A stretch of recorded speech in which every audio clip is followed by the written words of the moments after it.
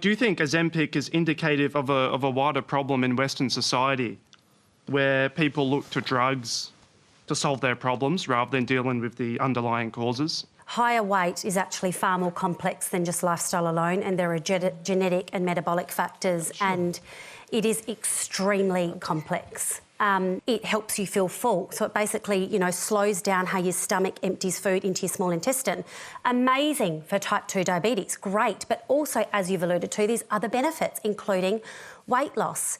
Now, I get patients in my consulting room, and I think everyone assumes the people kind of requesting these medications are the people from social media who are saying, use the med to fit into the dress, this kind of diet culture buy-in, which is really problematic.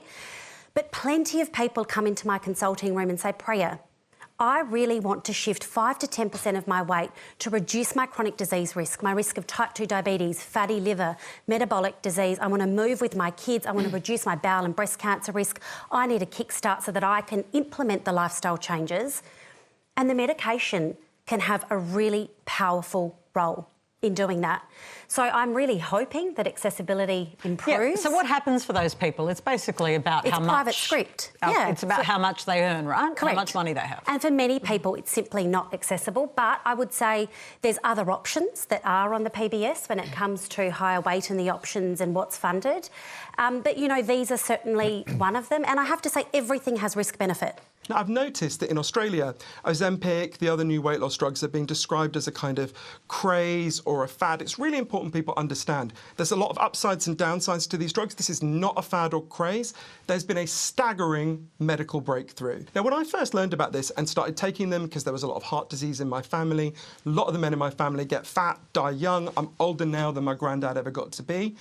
Obviously, if you can lose weight without these drugs, if you can do it just by diet and exercise, and about 20% of people can, obviously do that. But for the 80% of us who tried that and failed and often became fatter than we were at the start, we've got a new tool. It's certainly a risky tool. There are 12 big risks, but the risks of obesity are enormous. I was stunned by the science about quite how bad for you.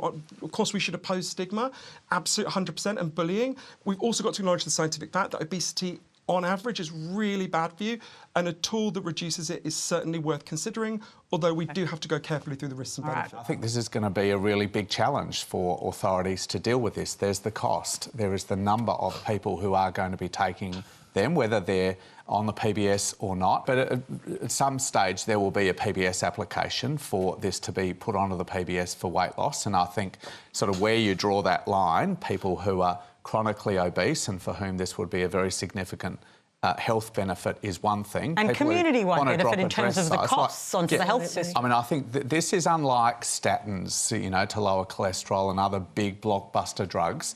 This is going to be used by people for reasons that might not be approved by the PBS. And so this is going to be a very, very big challenge for us.